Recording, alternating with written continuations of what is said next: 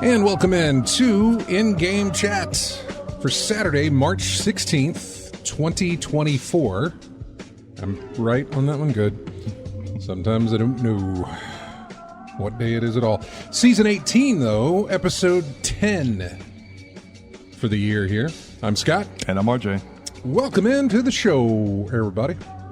If you want to get in touch with us, our phone number is 334-272-9228. I was going to finish that whole intro, and then I thought, slap that and get out of the way while you're thinking about it before you forget. Check out ingamechat.net for all the links to get in touch with us. You can find us on Twitter at ingamechat. You can also find us on Facebook there as well. You can email us. Nobody does. Everyone at ingamechat.net. You can also join us on Twitch, streaming right now. I'm pointing the camera there. We're on Twitch right now. Go to twitch.tv on your browser. Type in In-Game Chat in the search bar there. And you should find us. I think we're all correct now. I know last week we went live saying we're playing Balatro, but we're not. And I want to call that game Balatro. I don't know why. I want to I want to throw the emphasis in a different direction, but all the streamers and everything else I've watched about it, it's called Balatro. But I've never called it that. I know. I started calling it that until I started watching some streams on it, and everybody was calling it Balatro. And I thought, all right. Yep. Tomato. I know. I wanted to put a little elegance, a little flair into it, a little bit of, culture. Balatro. Like it's some sort of Italian thing. I don't actually know. Is there a definition, or is it a made-up word? Do we know? Let's see. We got the internet right here. It says video game, jokers. See, it's just going to be a bunch of that. Balatro meaning? Is there a meaning? What do we have? You got something? What does Balatro mean in Latin? I see this. Buffoon, jester, fool. Joker. Yeah. Close Look enough. at that. And how do they have it? Balatro. See, they have Balatro. And everybody else is calling it Balatro. But we call it Balatro. I'm going back to calling it Balatro. Okay. Instead of Balatro. Based on this right here. Yeah. Either way, folks know what you're talking about. I know. So I was playing it before you got here. Yeah. Same here. To jump into it again to talk about this card game. And folks, I think it's actually on sale on Steam right now because there's the Steam Spring Sale going on. Probably down to like $13. It's probably not a big sale. But I think it's the creator, by the way, did an AMA on Reddit. And he's looking to tweak a few things here and there, some jokers, especially on consoles. Some consoles don't have an update that they really, really need to have. I think I saw an update 1.03 version. Downloaded that last night. Maybe they do have that. There was a certain boss blind that decreased the value of your hand played, except it did it permanently. Oh, okay. And so he had fixed that on PC very easily, but on console, it has to go through an approval processed before it gets sent out to the whatever. Yeah. And so that was in the works, and maybe that's what you got was the update on that. There was a couple of different Jokers that when they were triggered, they triggered it permanently, and some do that, but the boss blind should never be a permanent thing. Yeah. It should be only for that Just round. for that one round, yeah. So, yeah. I was thinking, okay, Bama Brian posts, we have to have a craft channel. We got to make a craft. Nabokov fan's not in there, but I got to talk to him because we got to get a craft channel in there. Bama Brian just posted a picture, and without even me looking at that, I said, wow, that looks like the Navigator ship from Flight of the Navigator, but it's probably something else. And no, that's exactly what he's using.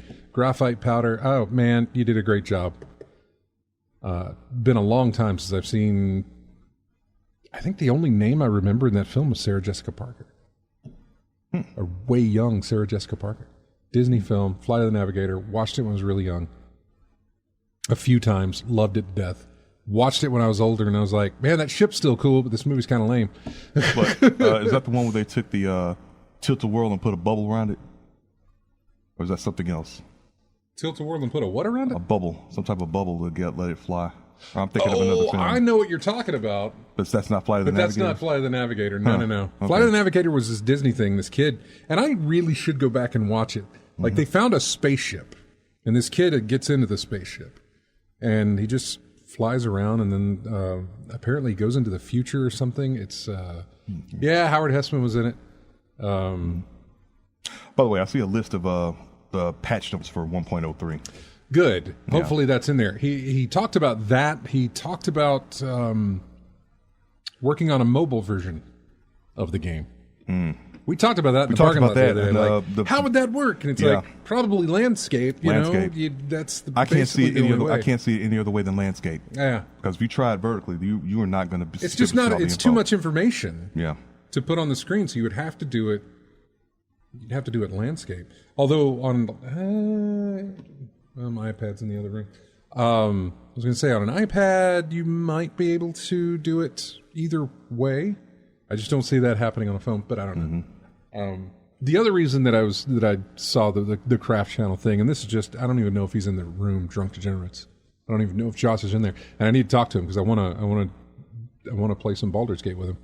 But he did that figure that's inside that little bottle thing, and I want to see if he would make me, if somebody would make me a Kandor, the bottle city of Kandor from Superman.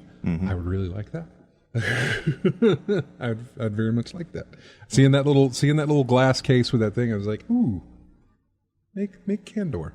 Anyway, Twitch, you can find us there. There's a broadcast. Discord, which we were just talking about. Go to our website if you want to pop into our Discord. There's a link there that'll take you right to it. What? I was looking at the notes for Bellaccio, and there was something at the bottom here. It says, while it features playing cards, Bellaccio isn't gambling, and a highlight link. This is something some ratings boards are confused with. Yes, there was. The game got pulled from shops in a couple of different countries. We were the United States did not get that, but the Nintendo eShop and a couple of other shops, it got pulled in those countries because there was concern about it being gambling with playing cards and stuff, and they had to make it clear that's not the case. As soon as you see a playing card, gambling. No, and you're winning money, and you're also winning money. Chips. Yeah, and chips and money to get money to buy in the store, and so it just it was one of those things that they but that's great. You found the patch notes for that. Yeah, play the game first before you make a judgment on that, folks. Come on. Well, I know that, but they're real quick to. You know the government and games. Yeah. You know how that works. Yeah, yeah. Which that old chestnut. We've been down this path before, man. Plenty of times. Many times. They got to learn the hard way. I know. And they're still. Who was that dude? Who was the punching bag? What was that lawyer guy? Jack Tretton? Was that his name? Thompson. Thompson? What? Tretton. I think worked for Sony. I think Thompson's right.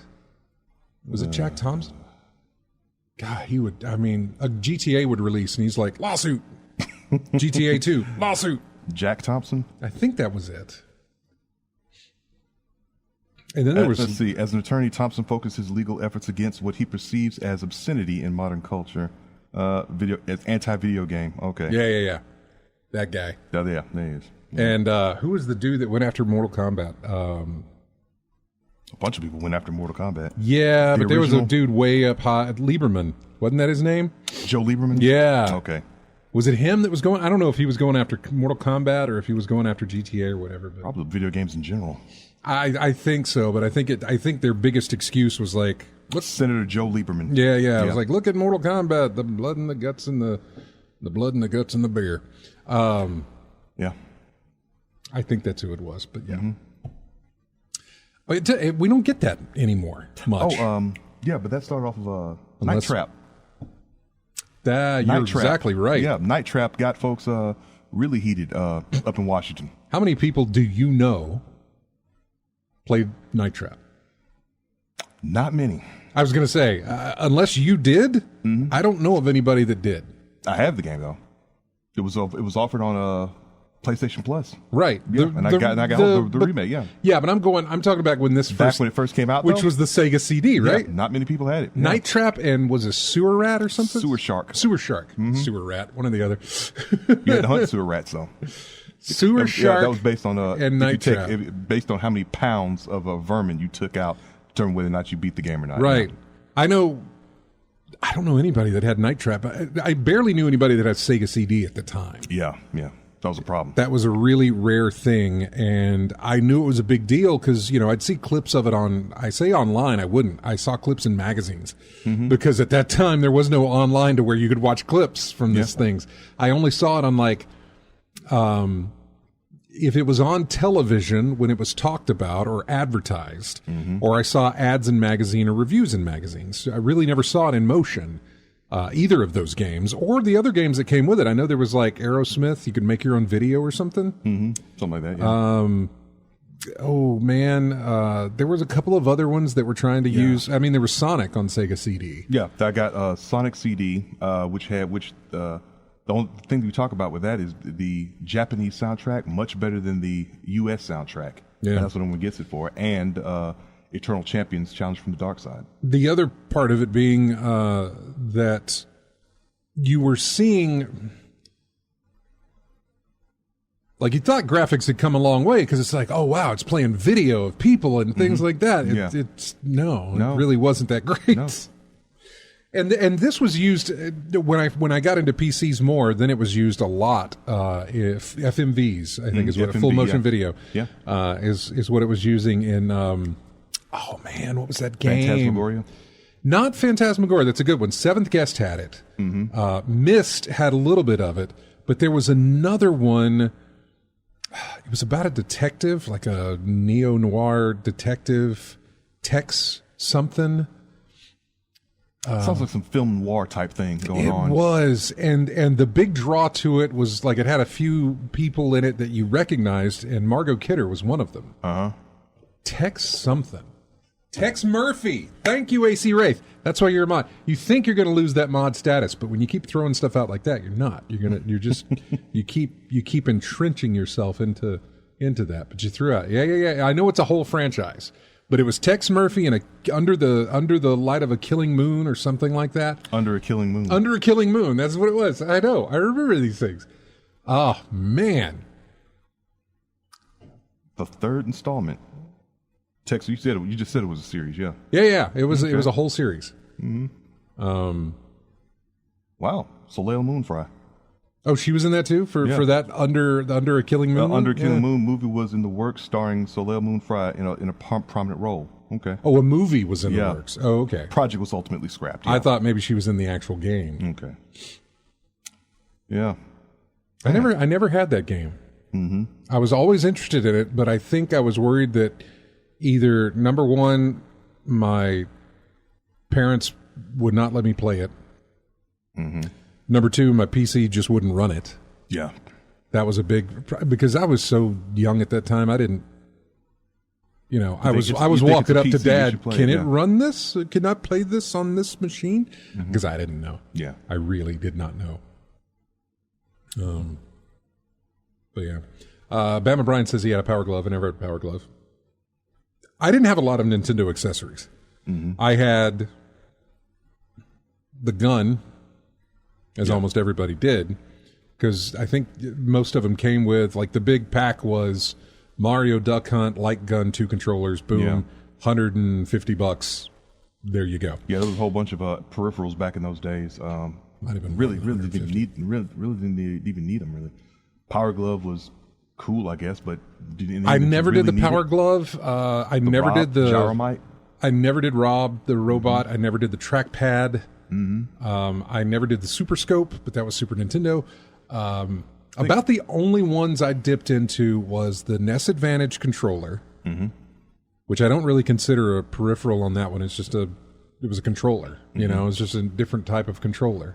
And back when I was playing my fighting games on Super Nintendo or regular Nintendo, I bought a bunch of those programmable controllers. Yeah. Mad Cats or whatever the things were. Mad Cats, yeah. Mad Cats had that really neat thumb pad that had no buttons on it. Yeah, it was just that big motion. It was just it was just a touch, almost like a touchpad. It was a touchpad, yeah. Yeah. Yeah, and it never worked. I went back to the D-pad and the stick. Yeah. And then they made that I forget what probably was on one of those systems where they took that controller scheme and put it on the floor so that you would be the one doing the actual movement. And I don't know how well that thing sold. Yeah. But that was another peripheral that it was nice, but you didn't really need it. No, you didn't. And I'm trying to think of some other peripherals for the Sega 32X. Remember that big red for the Nintendo thing on your face? No. Yep. I was not into I was not part of the Sega family until way late. I sold my Super Nintendo for a Sega Genesis, and then I sold the Sega Genesis to buy another Super Nintendo because I thought Genesis was going to be better for me. And the more I played it, the more I was like, but I want this and this, because Super Nintendo was just chugging stuff out. Yeah, and I just wasn't there for Sega, and flipped back over to that. And I'm trying to think of other ones. Yeah, the NES Advantage was about the only thing that I picked up for my Nintendo. I'm trying to think if there was anything more, but there wasn't. Yeah, the only thing I regret not picking up was the fight stick for the Dreamcast. So that thing was pretty well made. Had the. Did you start with fighters? Where did you start with fighters with your fighting games? Arcades. Yeah, I mean, okay, but arcades was really what gave me the bug, so to speak. But playing at home, what was the one that gave you the bug, or at least do you remember the one? Do you remember what I want to come back and play this again and again and again. Virtual Fighter 93 on the Sega Saturn. That really got so me. The home console before the arcades? No, the arcade was when I first got the bug playing. And what was the game? Do you remember? The original Street Fighter. Okay. It was one that did that. And the joy that you got from actually pulling off a special move in that game, because it was not easy. You had this like pin-sized hole for the joystick, so you had very little room for error. So you had to get that thing perfectly to get that fireball to come out, or that hurricane kick or dragon punch to come out there. And when it did, you felt like you actually accomplished something. Right, you actually pulled the thing off. For me, it was Mortal Kombat. Obviously, I've talked about this before, but that was the draw from the gimmick of what Mortal Kombat was, which was the motion capture of the actors and stuff. So it made it look less cartoonish, I suppose, than Street Fighter did. And for whatever reason, so that was the gimmick that drew me in. Like, hey, it's a fighting game. I'm like, okay, doesn't matter. Yeah. Hey, there's this game that's using these full motion captures. Look at how it looked amazing. Actual people and actors. Right. It made me think like, the arcade for a lot of us who can remember arcades. And I realize I'm on a station, and I'm likely talking to a lot of people who are even just listening right now and who will listen later on podcasts who know everything of what I'm about to say. For those who don't. I don't want to give you the spiel of like, ooh, arcades were a place where you went and you played video games. No. Arcades, for me, back in the day, represented top of the line. Like, I got games at home, but I ain't got games that look like this. Exactly. Yeah. I'll never have games at home that look like this. I'm going to have to go to an arcade to see them. So when Mortal Kombat came out, it was like, that's the only place you can go to see them is find an arcade that has Mortal Kombat, so you can look at that. And I would look at it, and I wanted to play it, and so that kind of fueled it. And then I would go wherever there was an arcade at, to see if that game was there. And that's how I learned quarter turn punch, quarter turn kick, whatever it was, to make the special things happen. Yeah. I still have trouble with that notation, by the way. What? When I say quarter circle forward. Yeah, I know. And folks don't know that. Now it's all keypad now. Now it's like 2, 3, 6 because that's what it looks like on a keypad on a phone. Down is 2, 3 is on down. On a phone? Yeah, well, yeah. Look at your Oh, keyboard. you mean on? Well, I don't. Okay. No, look at your keyboard. Oh, I see what you're saying. Yeah. So 2, 3, 6 would be quarter circle forward. 2, 1, 4 would be quarter circle. You get it now, right? I do get it, but yeah. why in those terms? That's what the modern fighting game fan does. But I'm still the old guy saying quarter circle forward. And they look at me like, what? Quarter circle forward or fireball motion. You know what that is. You've been playing fighting games for 5 years. You know what a fireball motion is, right? Who uses what? Fact sheets, guides, things like that. They use keypad? They use that number notation. Forward. Instead of forward, they say 6. Because you're facing right. I get it. Yeah. But that's the current notation. And I don't use it. But I always used, front, back. And front is the direction you're facing. Yeah.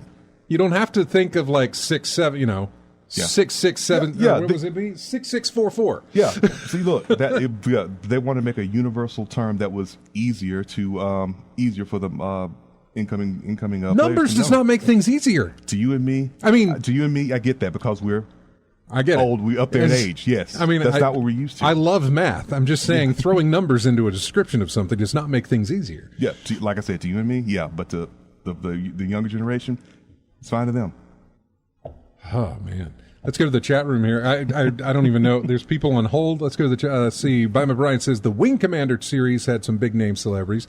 I caught some video of Wing Commander not too long ago, and it was just a performance of Mark Hamill doing some acting. John Rhys Davies, Tom Wilson, Malcolm McDowell. Yeah, I know Wing Commander was huge for the video game, and then they went and they made a movie on Wing Commander, and it didn't have any of those people in it. No, I guess they got professionals. I guess was Freddie Prinze Jr. was the big draw on that first Wing Commander. Freddie Prinze Jr., Matthew Lillard, Chris Roberts, Saffron Burrows, David Warner. Right. It's like they looked at the Wing Commander video game with all those actors and said, well, those people are too old. We need to young it up for our audience. And anyway, Bama Bryan, I always wanted a Thrustmaster stick and throttle setup. That's still not a bad thing to have. When you get a HOTAS there, man, it's still good. Still good. Lethal Migraine says, I would bike 14 miles round trip uphill in the snow both ways a couple of times a week as a kid to go to the arcade. Arcades were a blast. They absolutely were. They were like walking into the future for me as a kid. It was a casino for babies where you didn't get your money back. You only spent it.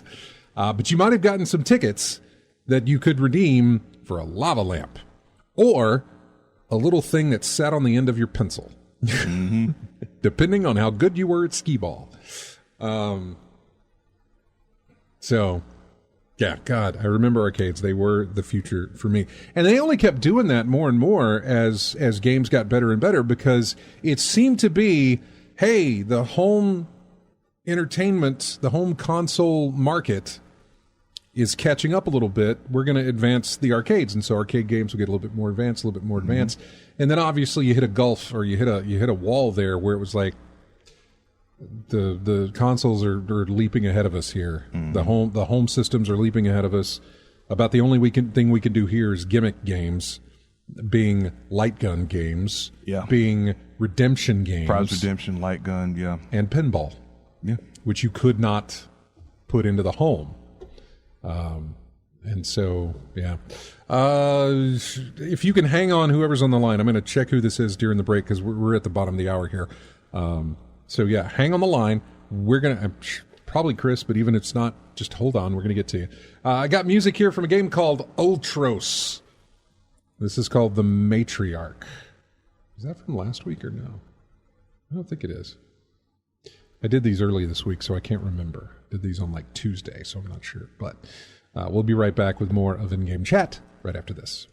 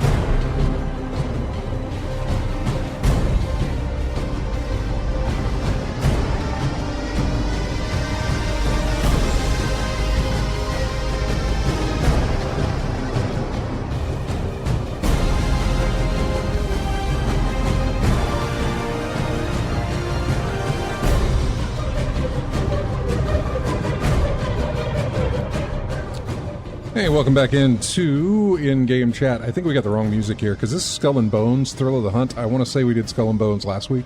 I think we did. I'm almost positive we did, so I am trying to get into the room there remotely and send over all the stuff. I know I did earlier this week. I don't know why it's not here, but pretty sure I almost always do, and I feel like I do it multiple times because of this. Yeah. This right here. Anyway, welcome back into the show. Let's go to the phones. Talk to Soldier Boy. Hey, man, thanks for waiting. Well, what's happening? Hot stuff. Hey, how's it going? Sorry, What movie is that from? Is that 16 Candles. Is it 16 Candles? Okay. That's right. I'm showing my age now. Now I'm gonna be the original OG on your show today. Okay. Okay, go ahead. I don't know how you could. I'm showing my age. Well, trust me, 64 years old. I mean, come on. I've seen technology since the UFO down there and landed. Here's what's funny is I remember when 8-tracks first came out, right? Yeah. I thought that was the greatest. I thought it was a great thing, Wow, 8-9 songs on a piece of tape, man, and it's spun around. Woo, man, it went from reel to reel to 8-tracks. I can put it in my car. Thought it was cool in the 70s and everything.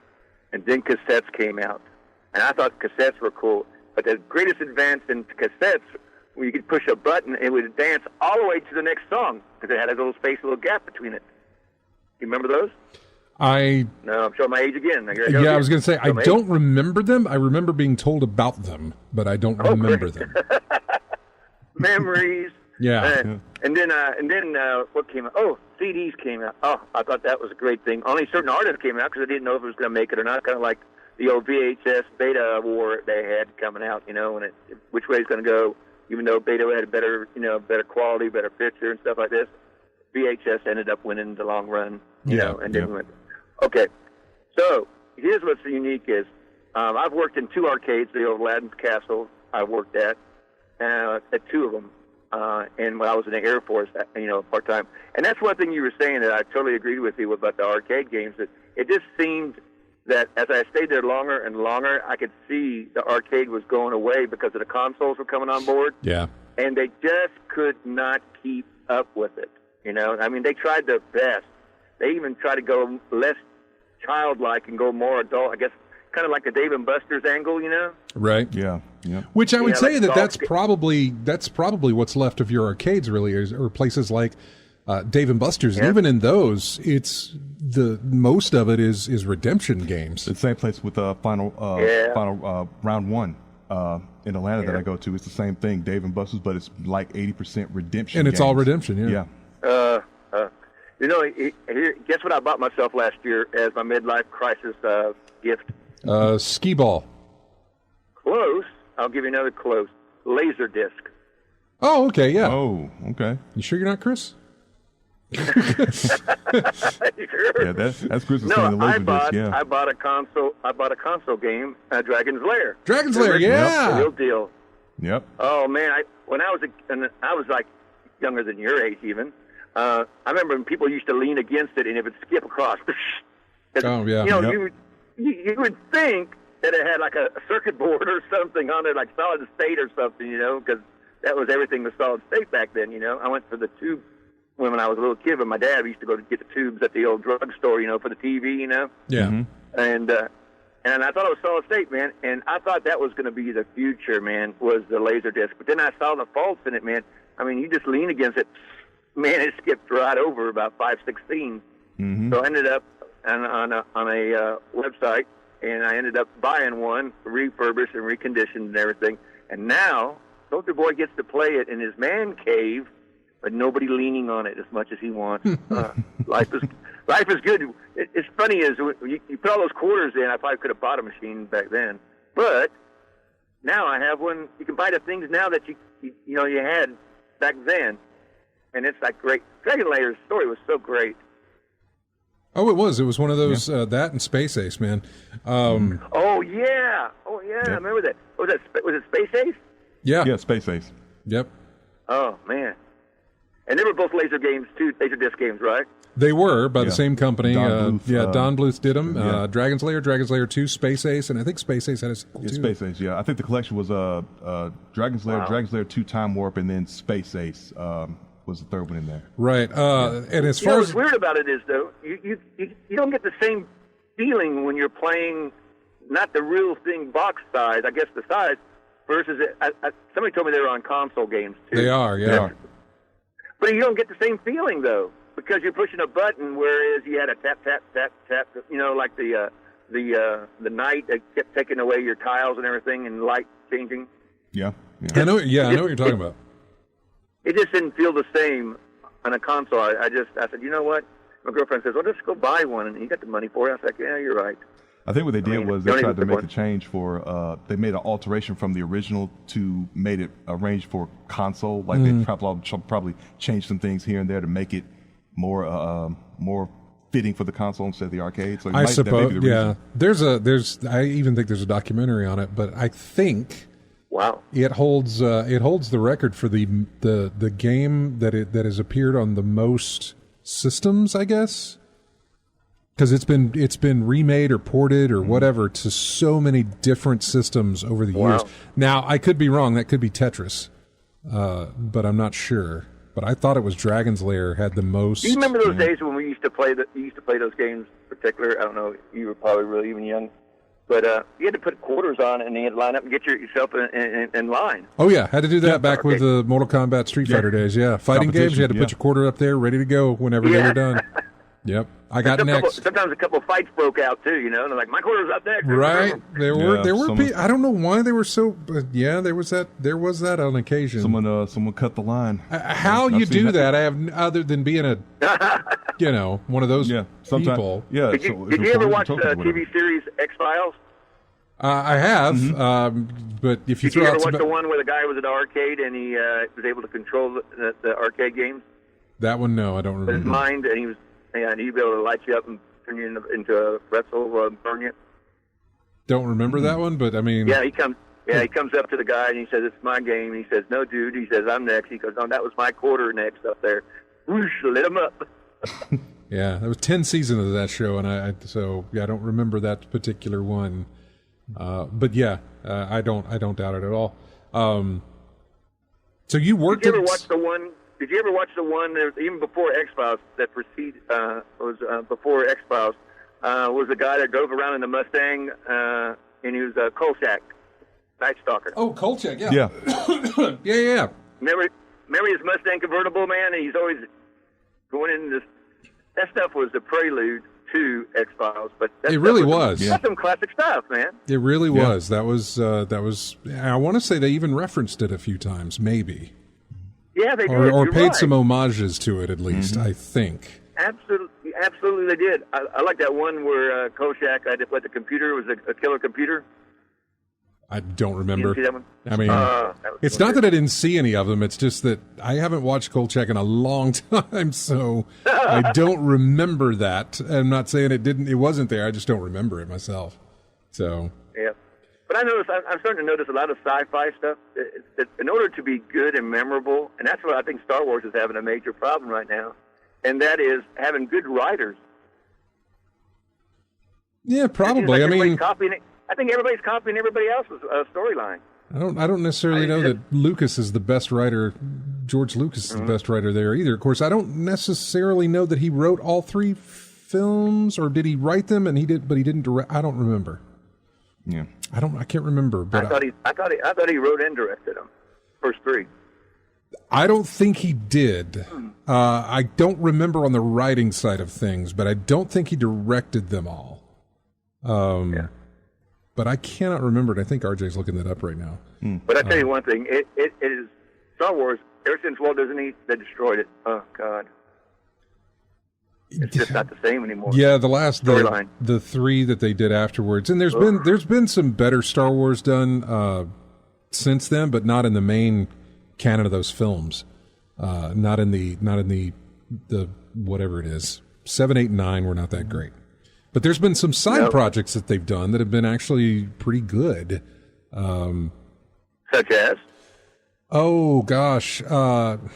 man, if you don't dismiss Boba Fett, I hope.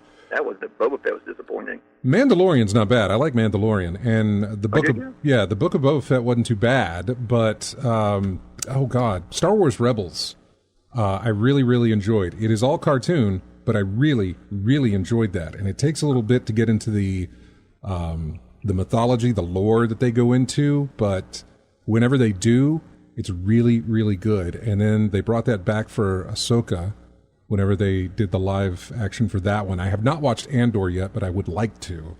And I've heard good things about that as well. So, Rogue One. Rogue One was actually very good as well. I forgot about Rogue One. That's what I was trying to go for. Some of those side stories, like the Han Solo thing, was but Rogue One I really liked.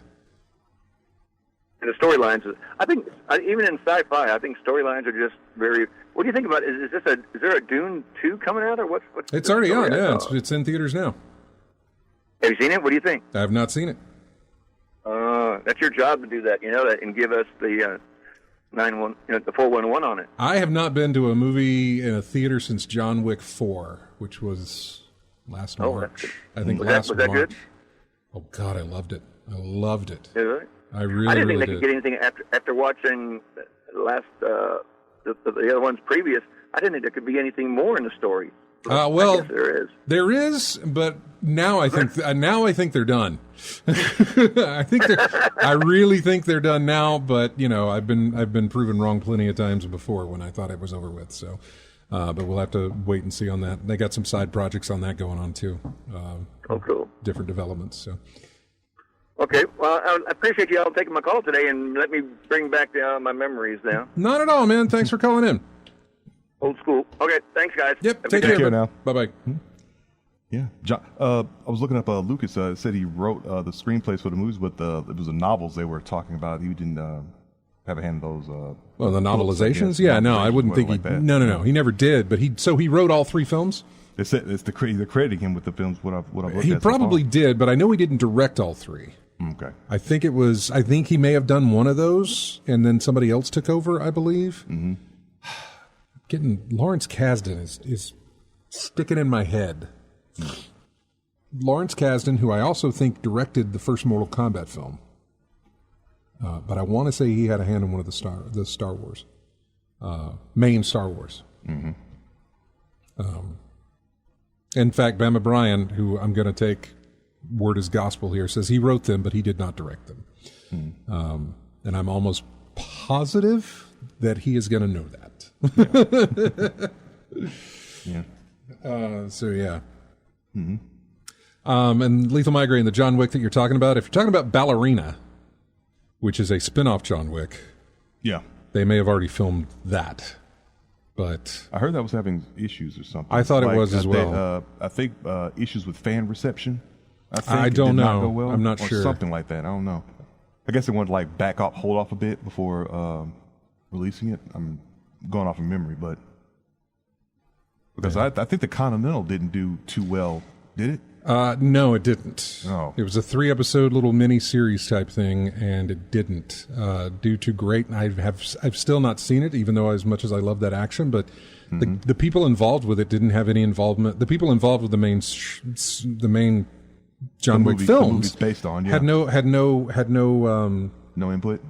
Yeah, they had nothing. They have no involvement with the Continental, from what I understand, and the reason those movies come off so great is because its director, and I'm not even going to try to say his last name because I'll butcher it, but his first name's Chad, and he was a stunt performer who went into directing and doing action films, and so taking his knowledge of stunt performing and directing, doing what he was doing with direction, it just made and then that started to crop up a lot more.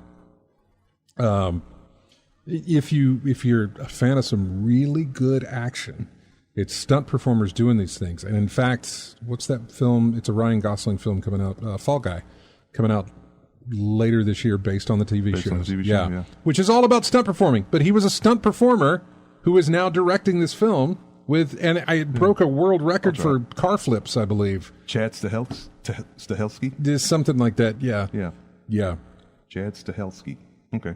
He was a stunt coordinator, and then he went into directing and did that. And there's a couple other guys who have done that as well that have made for some, the guy who did the Extraction films on Netflix, Extraction 2, again, another stunt coordinator turned director who just does some amazing shots in stunt photography, I guess you could say. Stunt cinematography. Yeah.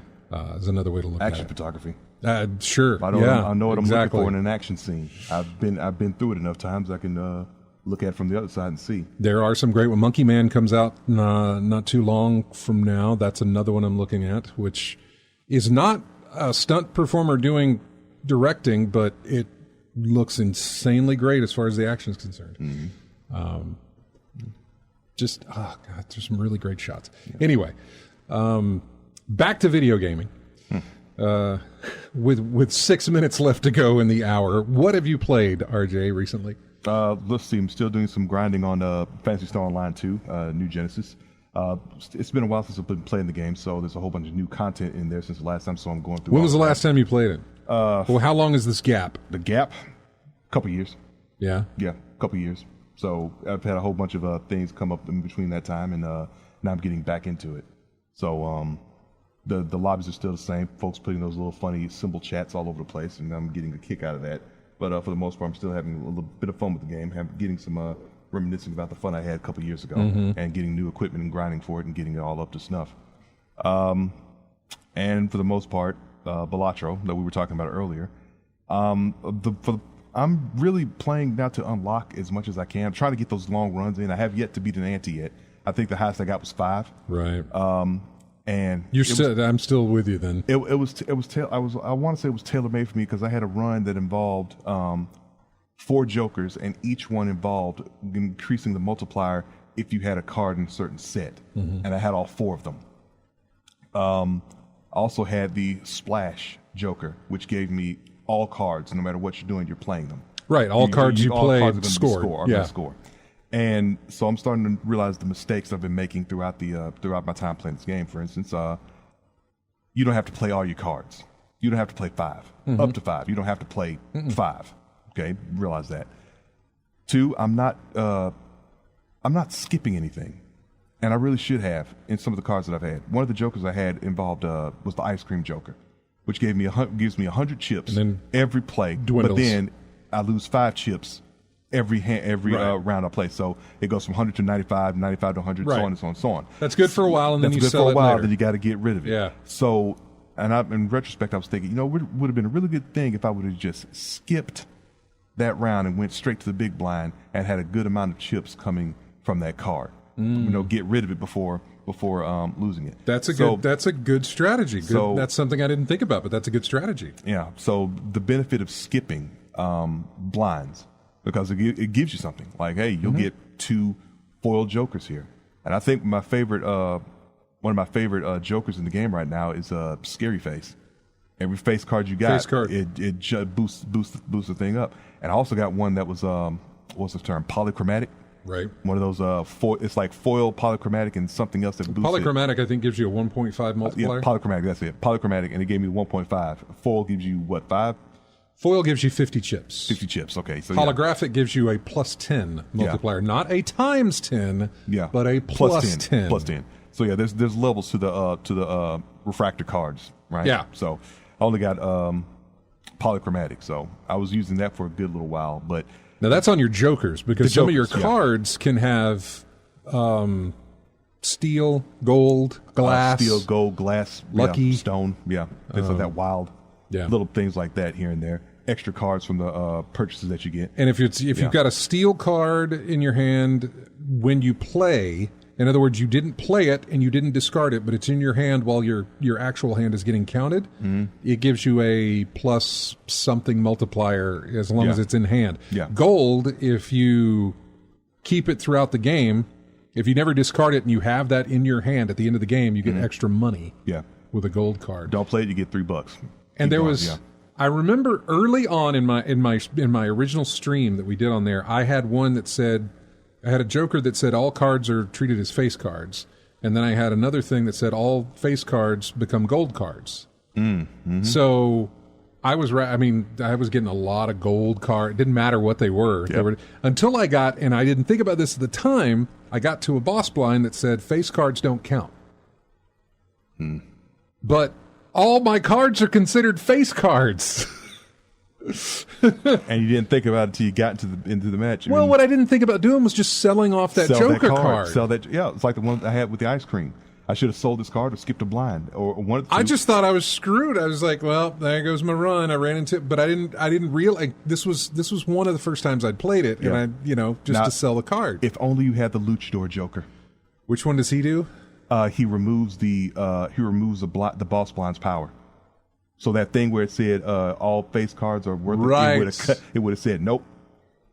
Right. And he does it, I think, just once, though, right? One time. Yeah. When and done. You use it, it's gone. Right. I had one the other day that said if you get within 25% of the score, you survive. Yeah. In other words, it'll prevent death. It'll prevent death. And it saved me because I got to the end of the game and I was like, or the end of that hand, and I was like, no, I'm not going to make it. Yeah. Played what I had left.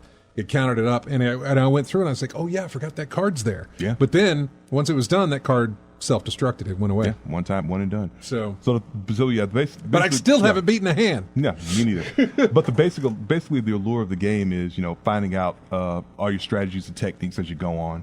But it's that luck of the draw of your jokers. It's RNG. Random luck of the draw, getting jokers, and maintaining that level of getting the best hand possible with what you have, using your discards properly, and just constantly maintaining your best action throughout the whole thing for 8 antes. And it's as we're finding out, not that easy to do. Or you look back in retrospect, like, why did I do that? I should have done this, should have done that. Yeah. My problem was in the runs that I had, where I had those jokers tailor-made to go on a long run. The problem was I kept going for flushes and straights instead of going with what I did have there. Mm-hmm. I had pairs, 2 pairs, 1 pair, things like that. I had things to play, but I just kept going for the bigger payout, and it didn't work out for me, especially in the 4th and 5th level of ante.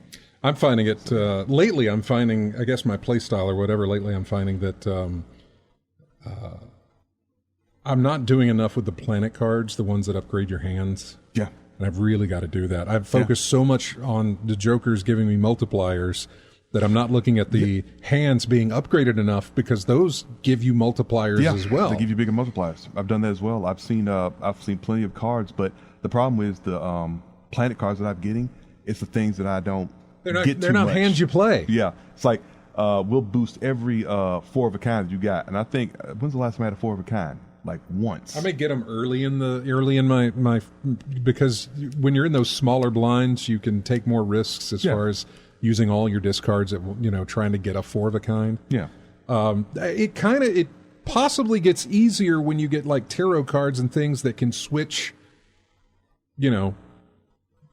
cards into other cards. So I can have a hand that's got or I can have a deck that has 16 aces, with the way it goes, or a ton of hearts, or spades or something like that that'll make it work. So, there's a lot of ways to go about it, but our point being is that it is an addictive, fun game, and if you like even the barest bones of poker, you'll enjoy this. You really, really will. So find it on Switch, find it on PlayStation, find it on Xbox, find it on PC, and check it out. We cannot recommend it enough as much as we love it. And one dude is the maker of this thing. One guy. He did an AMA on Reddit recently, so go there to talk to him. He has never played a deck builder in his life, which I don't consider this a deck builder. In a sense, it is. Yeah, because you can add stuff to it. Because you're, like that. You're putting your jokers in there and you're trying to get things to move. So, in a sense, it is. But like Marvel Snap, that's a deck builder. Yeah. Oh, by the way, let me tell you about Monopoly. We'll get to it, but we got to take a break here. The other game that I played or that I've been playing is Scorn. That came in on a Humble Bundle, so I have it on PC now, and I'm playing Scorn. It is abysmal. And I don't mean that in the sense that the game's horrible. It likely would be if I didn't have all these modifications that I'm doing to it. I'm absolutely using a cheat program for it. And I'll give you the reasons for that. Number one, I don't want combat in the game at all. One of the complaints in the reviews was that there was combat and it was not great. The combat is not great, and so I hate the combat. So I'm using a cheat thing to give me infinite ammo and one shot kills. Yeah, because I don't want to deal with them. Yeah. I'm like, I'm here to solve puzzles. Stop attacking me. And what's the other one? Oh, movement speed. Whew. Am I glad I did that? If anything else, I would give up everything else except for my movement speed. If I had to give up my ammo and my one-hit kills or whatever, that's fine. Just let me keep my movement speed because it is molasses in the game. You move slow. Are we talking Parasite Eve level slow? I would have to play that to know.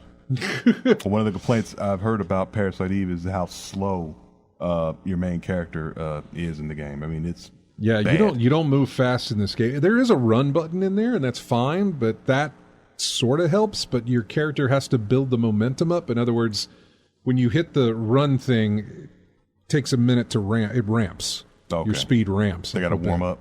Yeah, but with this little cheat thing that I've got, the momentum starts immediately, and I can increase my movement speed, which I have, because this feels like a puzzle game, not a combat game, and that's what I want to do. And there's been a lot of trekking in this game that I am so glad I have that movement speed turned up for. But back to the abysmalness of it, it is bleak. It is dark. It is very, God, what is his name? You know who it is. It's the guy who designed the alien costumes, the xenomorphs and everything. Geiger. Okay. Very, was it H.R. Geiger, I guess? Okay. Yeah, very Geiger-esque in the designs of almost everything. So it's very alien but biological. And that part of it is just great. It's just that it is just bleak the entire time, and I get that's the setting they're going for. And I'm fine with that, but I'm enjoying the puzzles. They're some of them are a little tough, but I'm enjoying the puzzles. So we got to take a break. When we come back, we will jump into the news here. This is music from, I did get everything switched over now. This is a game called Last Epoch. Escape from the Vaults is the title track of this one. We'll be back with more of In-Game Chat right after this.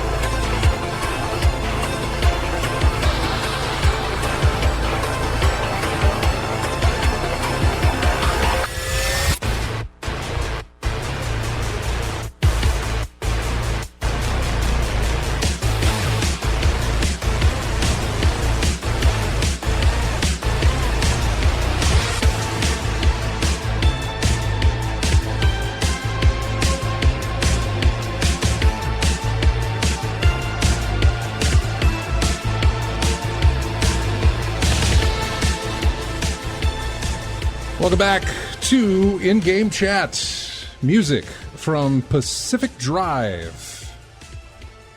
In fact, I need to... Racing title? Pacific Drive, not a racing title. No, this is the one where you have...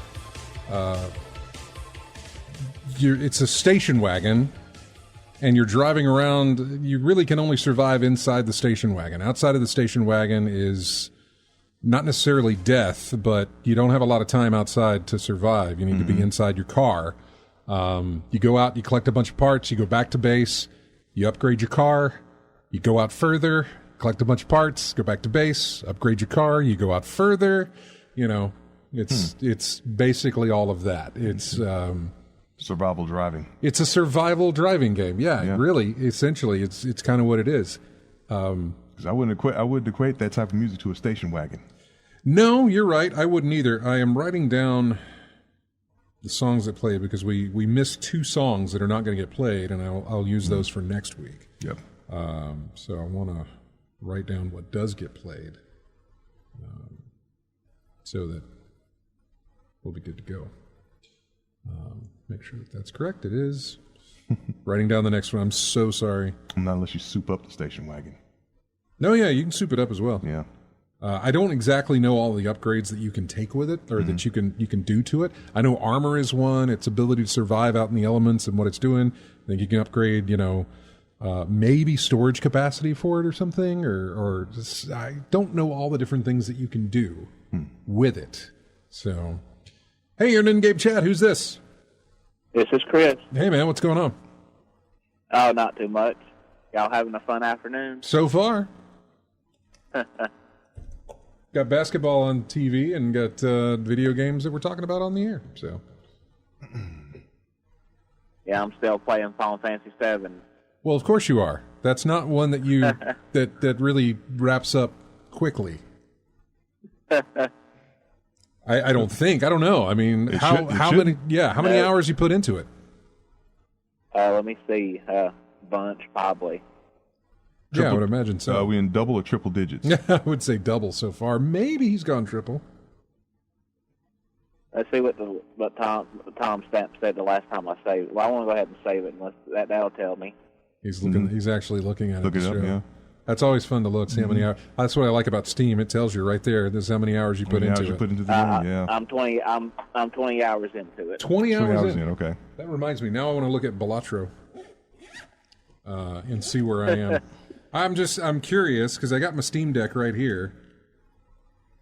Let's see. 32 hours played of Balatro. So. And we still haven't beat and up. we still have not beaten a deck yet. Yep. Yep. I'm right there with you, man. We still have not beaten a deck yet. So how far up did you go? I have gotten to the final. I have gotten to the final. You've gotten to 8. Okay. The boss plan. I've gotten there. So you're further along than I have, yeah. But it's going to take some time, though. Yeah, but I have gotten there. Mm-hmm. So I just haven't beat it. So 20 hours in, how much progress have you made in the main story, Chris? Well, I think there's 10 or 11 chapters into it, and I'm only in chapter 2. I'm only in the second region in the game that you can get to. So, yeah, I'm pretty early into it.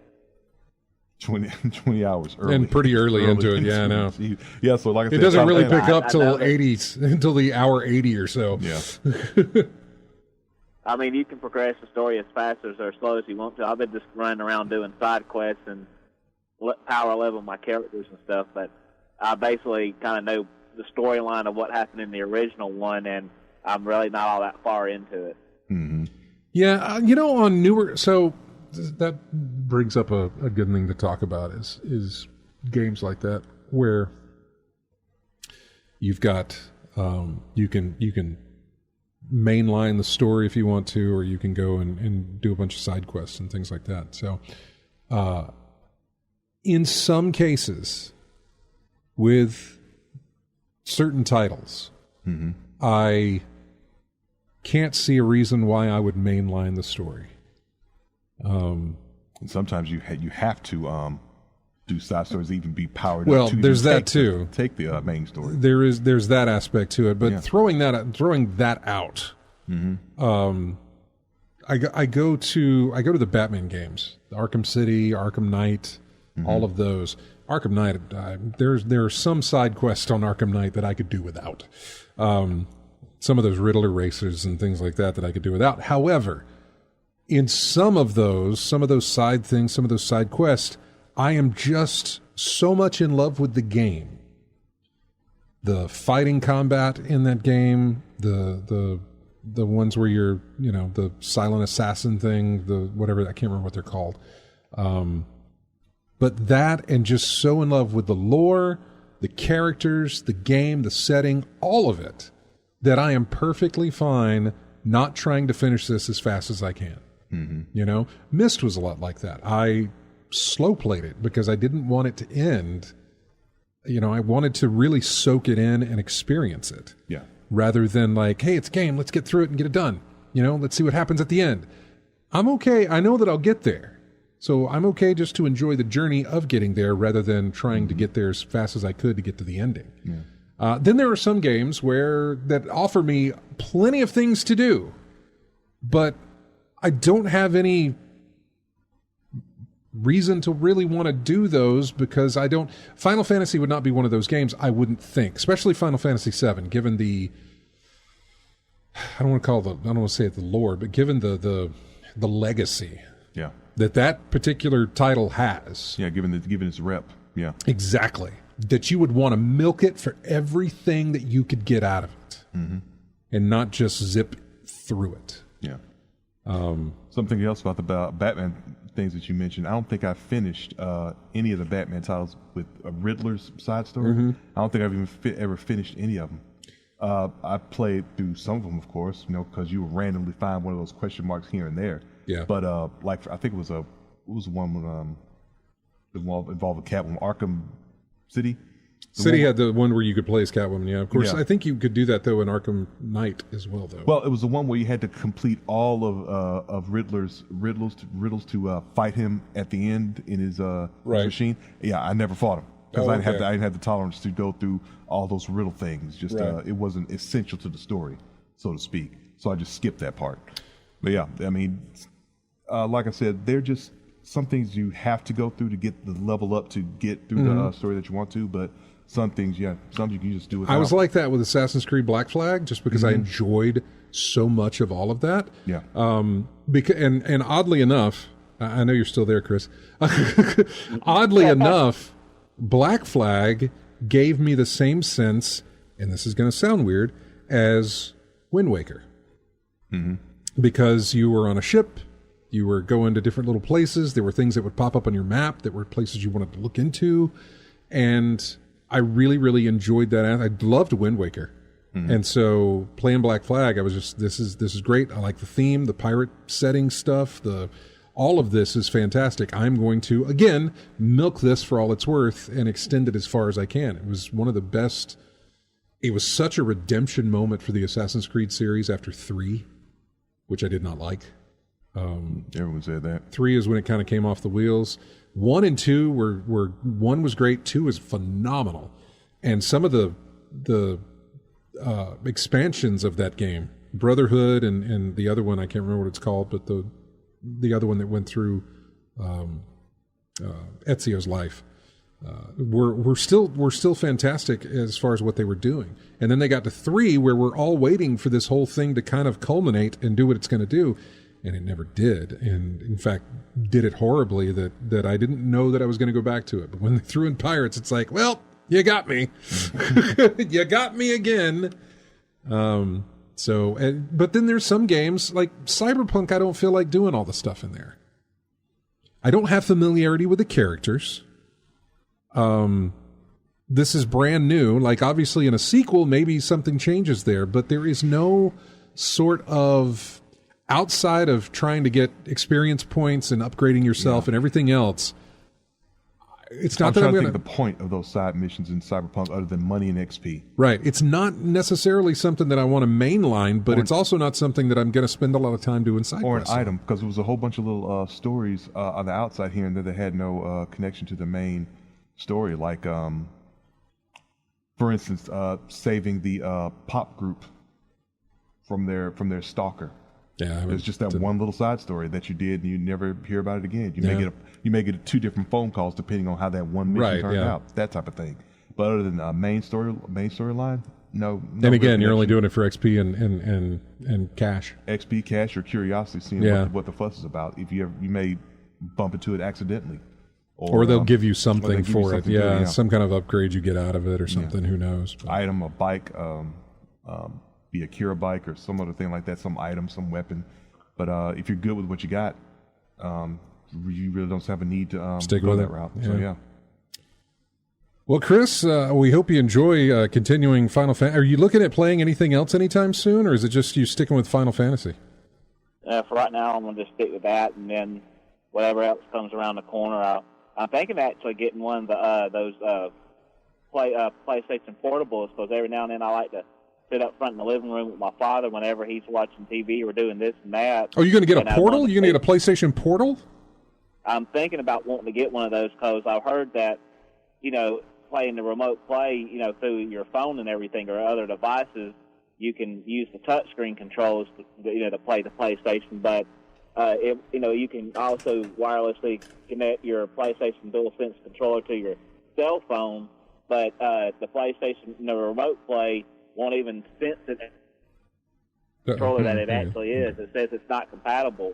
But they had one of those built in supposedly to the the PlayStation Portable with the big screen, but I've heard that you could also hack your Nintendo Switch, and you could use the Switch to play a remote play to do that. And I had heard about that as well. Yep, I heard about that as well. I don't feel like hacking my Switch, and the screen on the Portal is an inch bigger than the Switch, and I'm thinking if I just want to use it up there and just play it up there in the living room and hang out with him and watch TV or whatever, I can.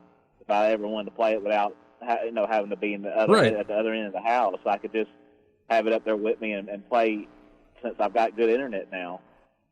Mm-hmm. Well, if you do get one of those portals, you got to call and let us know how it goes. Yeah, I've read good things about it. As long as it's just a streaming device. Exactly. I have read fantastic things on it. The use case that I have for it is nil. Like, there's no reason I need to have one of those things. There's no, it just doesn't work.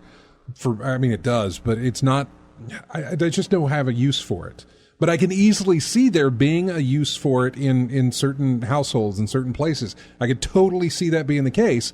And I've heard that if it is you that does, that this use case fits, this thing is fantastic.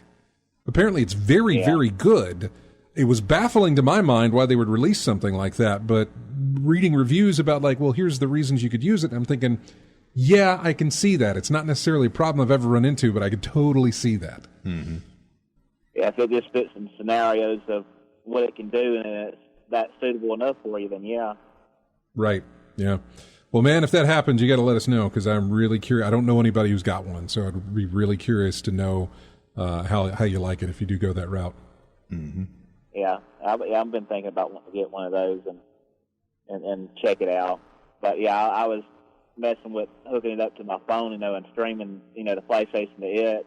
And, of course, I have a Samsung Galaxy 8, and I said, well, I could get one that's bigger than the Switch if I got the official Portal. And I was like, yeah, I might just go for that route instead of trying to hack my Switch or do something like that. Yeah. So it's a neat-looking piece of tech. But again, it's very specific in who needs it.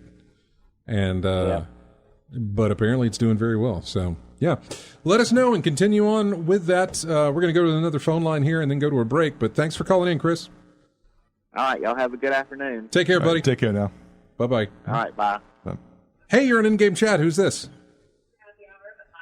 Hello? Hello? For talking points for your next happy hour, check out Pop Culture Happy Hour, 4 days a week only on NPR. He's listening to NPR. Hello? Somebody butt dialed us. That was weird. Is that first? No. Okay. That is not a first. Having that loud of audio in the background as we're doing our thing here, that might have been a first. But yeah, I don't know if they'll call back or not. Well, they probably won't, because they probably didn't realize they called us to begin with. It sounds butt like. Dialed. I think so. So we're in someone's list. Cool. Well, we're probably this number goes to. It's not we are. Still, it's the station's number. Hey, we have my moments, man. Come on now. Because obviously you could hear in the background they were not listening to us. Yes. So yeah. Jumping into the chat room here to go over there. Lethal Migraine says, I have no idea what Monopoly Go is, but apparently it's up to $2 billion. Monopoly Go is a mobile game, and I'm sure $2 billion in the world of mobile is like, not enough. Pocket change. Yeah. But this game has not even been out a year, and it has made $2 billion in revenue. And that's fine. And they've spent, to make it, market it, everything else, they spent about $500,000 to do that. And they've already made $2 billion. Mm-hmm. I had started to read a interview with the guys at Scopely, is the name of the company that makes the game. And I was reading an interview with them, and the intro to that interview of whoever did the interview said something about, here's a game, here's blah, blah, blah, it's done this. But before you go out and try and make your own mobile game thinking, gold at the end of the rainbow type thing, where it's like, I'm going to make some cash. This game that is not even a year old was in development for 7 years before release. 7 years. Mm-hmm. So, and it's made $2 billion. I easily see why it's made $2 billion, and I can't open it up right now because there's a current event going on that I don't want to waste. I want to wait until, I'm able to actually use it. Mm-hmm. But yeah, so $2 billion for a mobile game. And I'm sure there's mobile games out there that have made far more. It's not the money amount, it's how fast it got to that point. How fast it got to $2 billion, that's unreal. But while playing it... Unreal, but not surprising. Before I had done the things that I can do with it, while playing it, I resisted many a temptation to spend money on it. Mm-hmm. Sometimes it wasn't hard to resist temptation because just money wasn't there to spend on it. But when there was, I resisted many a temptation to do it. But I could easily see how it could pull in that kind of money so fast. Mm-hmm. It taps into something that is, for me, early on it tapped into that. But now it does not trigger that at all anymore for me. Mainly because I've tweaked it enough to where I can play it the way I want to play it. Mm-hmm. And I don't have to play it by their specific rules anymore. I mean, it is Monopoly. Is it one of them situations where you have to spend money to make money? No. In-game currency, I mean. No. You do spend money in there, but there's a certain point, depending on how much you play it, there's a certain point where money is not a problem. Mm-hmm. The main problem of the game is dice. You need dice. Dice is what moves you around the board, which is what gets you money, which is what gets you stickers, which is what gets you more dice. Mm. And so the whole point of it is to get dice so that you can roll, so that you can get more dice, so that you can roll some more and get more dice. So what I mean by the in-game currency is the dice. Because it functions because that fuels everything. Yeah, basically, yes. Yeah. Without dice, you can't do anything in the game. And you don't have to spend money to earn dice? No, but they have the option to. Okay. Yeah. You do get the option to spend money and get dice. Or you can grind the old-fashioned way. Or you can just do it the oldfashioned way, yeah. Right. Because every hour, depending on how you've upgraded everything, and it just upgrades over time as you go. Mm-hmm. The more you play, the more it upgrades. You don't really have a choice in how you upgrade it, but you get to the point where right now 100 is your dice cap of regenerating dice. In other words, every hour it generates 10 dice, up to 100. Mm-hmm. Once you've reached 100, it's not going to generate 10 more after that. It stops at 100. Right. Now, you can then take the 100 dice and roll 5 of them and make 50 more dice. That's fine. You now sit with like 140 dice in your pocket. That's fine. It could go over. But it won't regenerate past 100. So if you drop below 100, then in an hour you'll get 10. or whatever it is to get it back up to 100 dice. Mm-hmm. But you can easily go over that cap. Okay. Such as I am. Hey, work the system, man. Have at it. That's exactly what I've done. We're talking 6 figures. Yeah. In dice. Yeah, work it like you did the legendary shards in Destiny. Remember that? You had like an excess amount of those. Don't remind me. What? Just because it's all still sitting there. I didn't get to do anything with it. Actually, it's not, because I think they got rid of legendary shards. I'm not sure. But all of it's still sitting there. Wait a minute. When's the last time I played, still had those? When was the last time you played? It's been a minute. Well, yeah, same here. I haven't played since September. Yeah, for different reasons, yes, but still. Last time I played, I remember having legendary shards because I needed those things. Yeah, I know. To get what I wanted. I think they've done something with the currency in the game to where that stuff went away, but I don't remember. And then they're adding Ghostbusters stuff in there, and it's just making me annoyed. Like, in what, Monopoly? What? No, in Destiny. Ghostbusters. Yes. Like they have a Slimer skin for your ghost. Okay. Right? Okay. They have a spaceship that looks like Ecto-1. A spaceship, whatever, your ship. The ship that you never use for anything but transport. You know? It doesn't matter. Doesn't matter. Yeah. It's like, they better not collaborate with Back to the Future. I'm going to be upset. Just because you said that? They will. Yeah. Well, they put in hoverboards. Well, they're not hoverboards, but they're whatever they're called. I don't know if you ever played it, but when Lightfall broke, those new characters from Lightfall. I don't think I played Lightfall, but I get what you're saying. Like, they're called like sky skimmers or something. Yeah. They look like surfboards basically. Yeah. But everybody's treating them as hoverboards. But yeah, it's just and then I got an email from the PR company being like, "Hey, Destiny 2's 2-month event leading into the final shape is about to release. Here's all these things. Would you like to request a review key?" Do you not know what I've been going through? They don't. Yeah, of course. I'm just on the marketing list. They don't.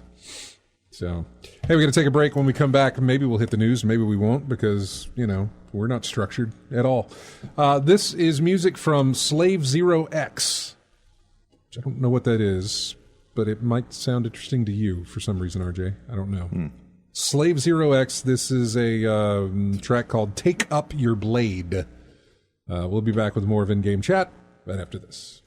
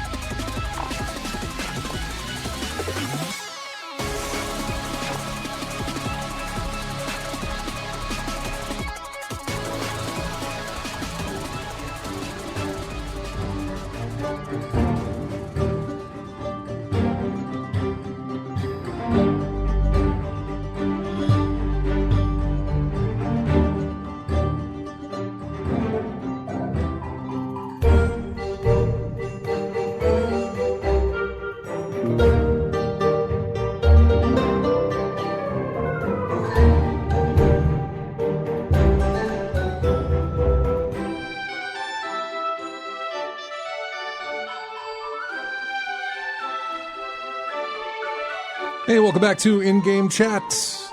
This is music from Inculinati, I think. Anyway, it's called Draw Your Quills, which is the name of the track there. This is something, I think it's like you draw your weapon. I don't know. It was like Scribble Knots or something like that? Yeah, you're onto something there, I think. But I don't necessarily... It's not... I don't think it's like that. I'm not sure. Yeah. It has to do with drawing and fighting and stuff like that, so... Oh, wow. Okay, you're talking about prices at the movie theaters. The buckets of popcorn, yeah, $25. 30 there, 40. Look, I was just guessing on the 30, but yeah. Yeah, we were talking about the specialized containers for the popcorn buckets for Ghostbusters. And I remember the one they had for Afterlife. It was in an Ecto-1 shaped popcorn container when that came out. Mm-hmm. And I don't remember the price, but it was up there. So I was just guessing on the $30 for the one in the trap. Yeah, I really wanted a Dune 2 bucket, and not for the memes, because God knows it got the memes. Yeah, but no, that's not why I wanted it. Welcome back to the show. We don't really have a lot of time here and there's a lot of news that I had thrown in here. Mm-hmm. We talked about the rumored PS5 Pro because we talked about this. With Sony not having any first-party titles or anything like that, they're having nothing from the main studio being released until next year. Yeah. And probably halfway through next year, that they needed something. And the fact that GTA 6 is getting released, which is going to be a shot in the arm to your home consoles, because it's only going to be available on the PS5 or the Series X. They're not doing backwards compatibility on this thing with a 4 or any of that. You got to go 5 or Series X. So it's going to be a shot in the arm to the home consoles. It's also not going to be on PC first. It's going to be on console first, which again means people are going to be buying consoles for one game, which is fine. There's nothing wrong with that. But Sony wants to get something out there because they don't have anything else. I don't necessarily know that Microsoft has a lot going for it as well, but they've got more than Sony does, because when you've got 0, all you need is 1. Yeah. They're busy acquiring stuff right now, aren't they? Who? Sony? Microsoft? Yeah. Yeah, they're acquiring stuff, but they've also got releases lined up. Yeah. First party. Given the fact that they've acquired so many studios, they've got plenty of first party titles to release. They may not be franchise first party titles, but they're still titles from their own companies. So Microsoft, they're doing fine. They're not looking at doing a release of a mid tier console type thing yet. I know they're probably talking about it, but nothing like that. Sony, however, wants to get their new machine out there because it'll make money with hopefully sales of GTA 6, which is that's what I think we're going to see there. What else do we have? Oh man, the Video Game Hall of Fame. I'm not going to let this go by without talking about it, because we started with nostalgia. We might as well revisit anyway. Yep. The National Museum of Play has announced the 12 games nominated in 2024 for the World Video Game Hall of Fame. For those of you who listen to the morning show, whenever we talk about Hall of Fames, especially when it talks about music, you'll understand that there's not a lot of love for that because Styx is not in the Rock and Roll Hall of Fame. There's a lot of bands that aren't in the Rock and Roll Hall of Fame. But when we look at the World Video Game Hall of Fame, I get where that whole justification comes from of like, why hasn't that made it in? Because in here, nominated, the fact that this is just nominated seems to be, it should already be in Asteroids. Why is that? That's a long time ago. That should have already been in there. Yeah. In terms of popularity and what it, I know. Yeah, I mean, come on. Who didn't know about that game when it first came out? I mean, and so having that in mind, listen to the rest. There's Elite, which is the predecessor to Elite Dangerous. There is Guitar Hero. Again, Asteroids is not in there. It's nominated along with Elite, Guitar Hero, Metroid, Myst. We'll get back to that. Neopets, Resident Evil, Tokimeki Memorial. Tokimeki Memorial. Do you know what that is? Are you familiar? Sounds like an RPG type thing. Okay. Tony Hawk's Pro Skater Ultima and You Don't Know Jack. So there are quite a few games in here that I would. So Asteroids, just based on the legacy that it had and what it did. Yeah, Tokimeki Memorial. That's a dating sim. Interesting. Okay. Yeah. See, I can't really speak for that. I don't really know anything about that, but Asteroids definitely should be in there. Elite, Guitar Hero, given what that spawned, I can see that it has a place. Maybe not this year, but I can see that at least should be in there at some point. Just given how big that became. Is Beatmania in there? I don't know. I'd have to go look again. I haven't seen all of them that are in there. Because Bimani's Bimani, the music, which is where Guitar Hero came from, I believe, or was born out of. Yeah, because you had the Beatmania, DDR, things like that, and all that beforehand. So DDR, I think, is in there. Okay, but Metroid, again, look, Metroid has a lot of firsts. It was the first game that had a save system, a password save system. It was the first game that. Not only, up until that point, we had played games going left to right, or we had played games that went up and down. Metroid, you got to do both. It wasn't just left or right; it was left, right, up, and down. Yeah. So that was a big thing. Then there's Myst. I'll claim bias just for being such a fan of that.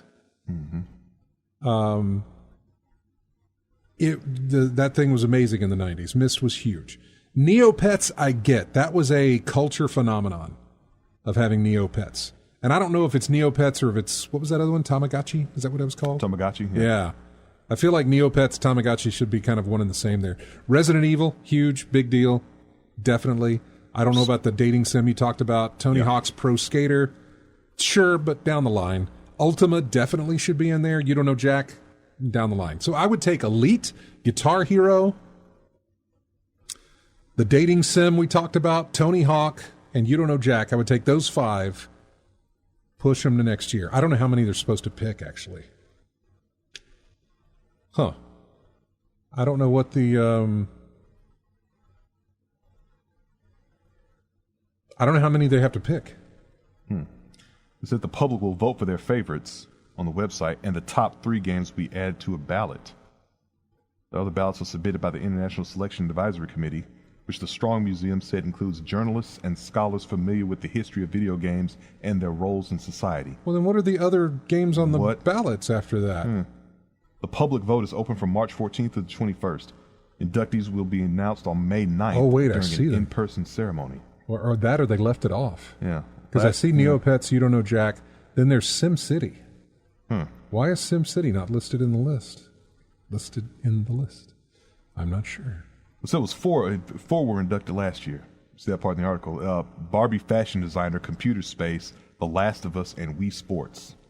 Yeah. Beating out games like Age of Empires, Angry Birds, Call of Duty 4, FIFA International Soccer, GoldenEye 007, NBA 2K, Quake, and Wizardry. So far, 44 games have been recognized as part of the World Video Game Hall of Fame. Yeah, I'd throw in Quake and GoldenEye out of that group. Barbie fashion designer. Didn't we talk about that a long time? I think we talked about that a while back. It feels like we did. I think we did. That got into the Hall of Fame, but yeah, we're talking about the Hall of Fame snubs, basically. So yeah, I think we did talk about that before. Yeah, because the question we had was how. SimCity is nominated. Yeah. That'd be another tough one to pass on. What else do we have? Starbreeze CEO was ousted, mainly due to the disaster that was Payday 3. Multiversus is returning in May, a year after going offline. That was an odd resurgence. Like, I knew they took it offline because I thought they were like, okay, we're going to go retweak it and then we're going to come back. And then they're coming back, and I just don't see... Too much money involved to let it go? People didn't like... Well, you say that, but it's Warner Brothers, right? And Warner Brothers has made some really stupid decisions lately with their product. To be like, you know what? Let's just write that off. Let's never release it and write it off. Mm-hmm. You know, they did it with a couple of movies and films, and it's like, okay, try with this video game. I don't know. They've done... I don't like the decisions that Warner Brothers has been making lately. Zaslav, I think, is the guy's name. No, not a fan. Yeah, there's plenty. I'm going to carry over some of these articles to next week. I want to talk about the